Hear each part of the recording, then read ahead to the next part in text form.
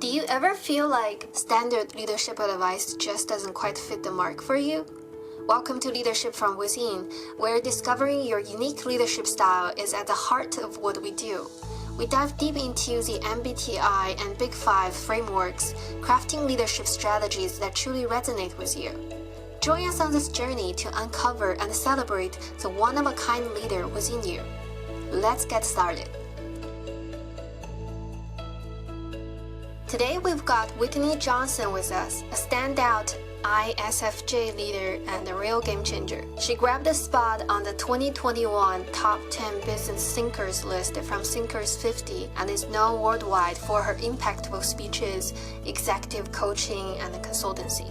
On LinkedIn, she's been a top voice since 2019 and now has about 1.8 million followers. She's a best-selling author too, with books like Smart Growth, How to Grow Your People to Grow Your Company. She also took the traditional S-curve idea from business and flipped it to help people grow fast and high. So to start things off, I asked Whitney to tell us a little bit about herself. What I love to do is I love to walk alongside people. I actually have a background as a musician and I have accompanied a lot of great musicians. I'm a pianist, and so I love to walk alongside and accompany people. My name is Whitney Johnson, and I'm the CEO of Disruption Advisors, which is a growth and change management advisory firm where we help businesses who are scaling ensure that their talent can grow at the same rate as their company. And we do that through an assessment called the S-curve tool, and then through high impact activities like coaching and offsites. We kicked off our chat diving into how Whitney stumbled upon using the S-curve for personal growth.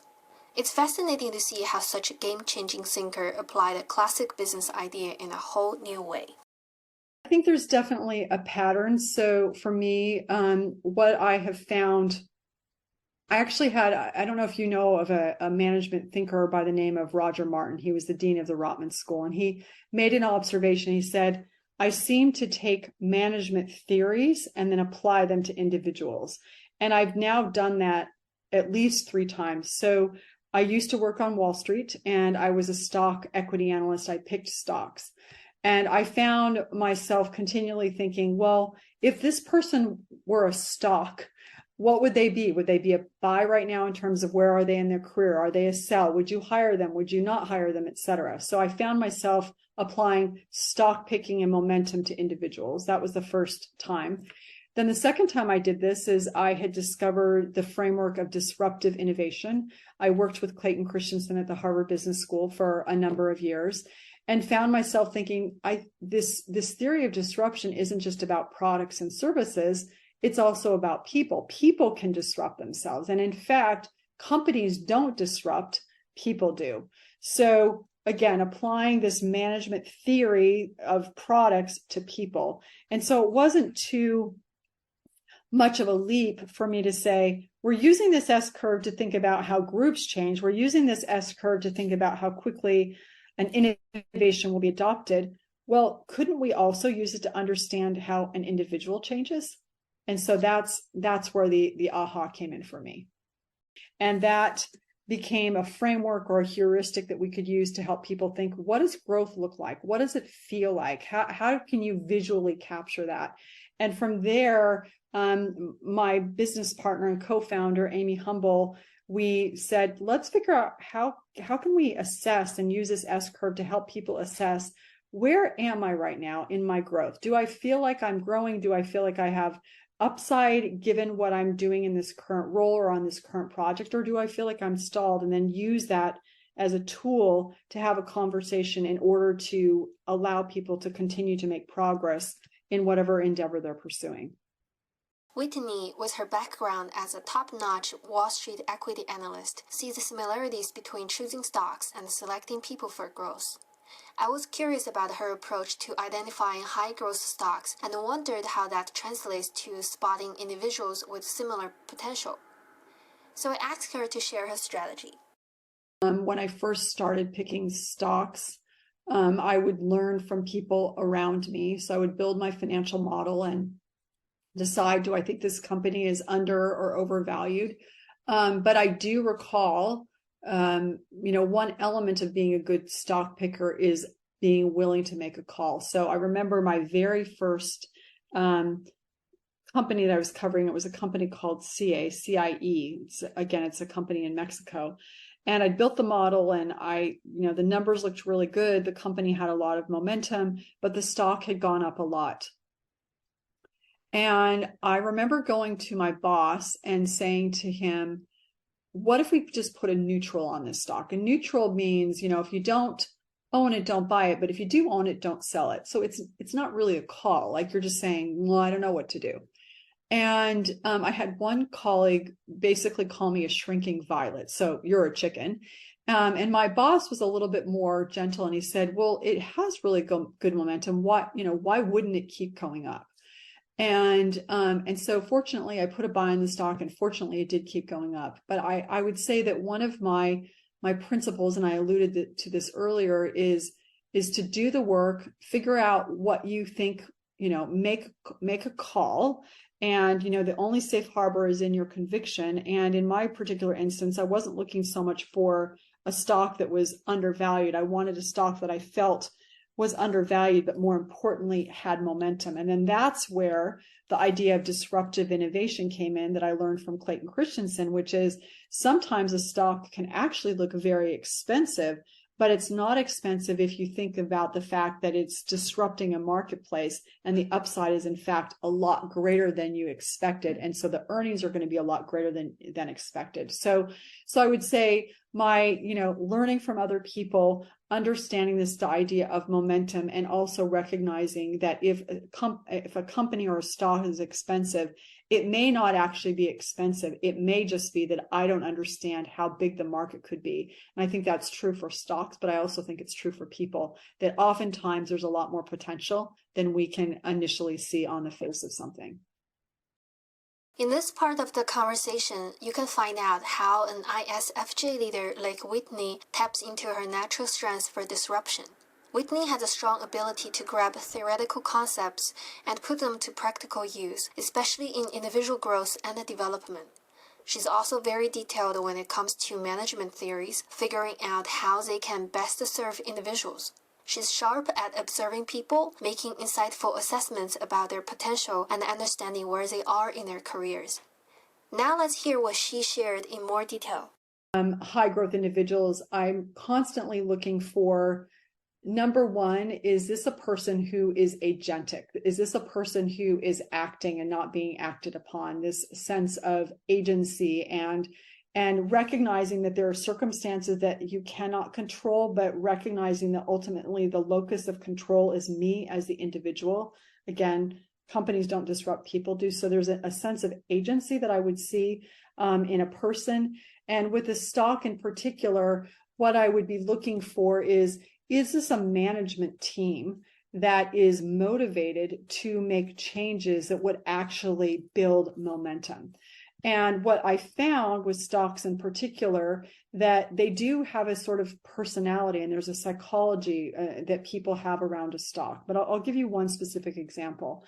I remember I was covering a company called Televisa. So they're the largest broadcaster in Mexico. And at one point, I put a buy on the stock, and people are like, why are you putting a buy on this stock? It's just, they have a brand new CEO. It's the son of the founder. They've got a lot of debt. It's very complicated. Why are you putting a buy on this? And my comment is I had met this son. His name was Emilio Escarga. And I'd met him. I understood that he was motivated to make a name for himself, to come out of the shadow of his father. And so he was going to be deeply, deeply incentivized to figure out a way to create value. And for me, that was a catalyst. And that catalyst and that intrinsic motivation is what was going to cause, by selling off these assets, by deleveraging the company, looking for ways to grow, there was a catalyst in place that was going to lead to momentum, and that momentum meant that the stock was going to go up because they were going to beat the expectations that the market had for him as an individual and the company overall. Whitney went on to give us more insights on how she applies the S-curve to evaluate a person's potential. Let's listen in to learn more. What I would say is that our work, what it does by introducing people to this S-curve, is it allows people to know where they are. In the sense of it gives them a map. And if you think about a GPS, a global positioning system only works if you know where you're going and if you know where you are. And so what our work does is it allows you to identify, where am I right now? What S curve am I on, and where am I in my growth? Am I just starting? Am I, at the launch point? And if I know that I'm at the launch point, then I have some information about what I might do next. Am I in the sweet spot where I'm feeling exhilarated and things are working? Or am I in a place where I'm at the top of this current learning curve and I'm very good at what I'm doing, but I'm a little bit bored, and maybe that means that I need to do something new. And so what our work does is allows you to identify where you are right now. And when you know where you are right now, it helps you understand what you need to do next so that you can be continually in a state of growth. And so that when you find yourself saying, I'm feeling a little bit bored, or I'm feeling like there's more for me to do on this planet, it's not that you don't like the people you're working with. It's not that you don't like the company that you're on. It's just that your brain is saying, I need to continue to grow. And so I need to find a place, I need to find an opportunity that will allow me to continue to grow, so that you become very aware of, am I in growth or not? And what do I need to do to put myself in a situation where I can continue to grow? So our S curve and our tool helps you diagnose that. And by diagnosing that, gives you the information that you need in order to stay in growth continually. ISFJs are known for their empathy. And in this part of our chat, you'll see Whitney really lean into that. She's all about empathetic listening, really tuning into what people are saying, especially when they're feeling burned out. It's clear she's not just hearing them, she's understanding them. This is a big piece of her leadership style. It's all about support and helping people grow. Stick around and you'll get a front row seat to see how she does it. Let's dive back in and continue listening. So you say to yourself, okay, we're going to go climb that mountain. We're going to climb that S curve. This is what we're trying to accomplish. But then it's also a willingness to say, right now, it feels like too much. And when it feels like too much, to pause and to maybe course correct a little bit so that people feel like they can manage it better. Invite people and give them an opportunity to just say, this is hard right now. Sometimes we just need to be able to say it's hard. And then also asking, the S curve becomes a very valuable tool of like, well, what support do you need? What kind of growth do you need to be doing so that it doesn't feel like it's too much? So you're pushing to make something happen, but at the same time, being very attentive to the individual members of the team. What do they need? Knowing when to push them a little bit more, but also knowing when to pull back a little bit. So it truly is a balance. It's truly a juggle. And it's a both and, because if your organization isn't growing, then there's no job. But if your people aren't growing, then you have no organization to serve your customers. So constantly allowing yourself to both and the organization and the individual. Well, here's two things. Number one is getting buy-in at the outset of, here's the thing that we want to do. Do you agree to do this? And then as you go along, having the conversations, and if you start to hear people say, I feel like I can't do this, this is too much, this is overwhelming, is to be able to listen to them, but then also know when to say, I do think you can do this. And it becomes, again, a willingness to listen and be able to calibrate. Is it just feeling like it's too hard and they need to take one more step, or are they in a place of burnout? And you'll know that they're in a place of burnout when they stop being agentic and start saying, this is so hard. I don't know if I can do this. I don't know if I'm up to this. These things are happening to me. And we go to more of a victim place. That may mean they need a little bit of refreshment and encouragement, and it is too much. So we need to slow down, attend to them as individuals so that they can then move forward, and then the organization can move forward. We've broken our conversations with Whitney down into two parts. In the first part, she opens up about how she taps into her strengths to achieve excellence in her field, showcasing her leadership expertise. Make sure not to miss the second part, where Whitney explores how she has used her strengths for both personal development and her leadership abilities. Thanks for being with us today on Leadership from Within. We hope you found inspiration and valuable insights to empower your leadership journey. If you enjoyed today's episode, please make sure to subscribe and share it with others. And remember, if you have any specific questions about leadership, we're just an email away. See you in the next one.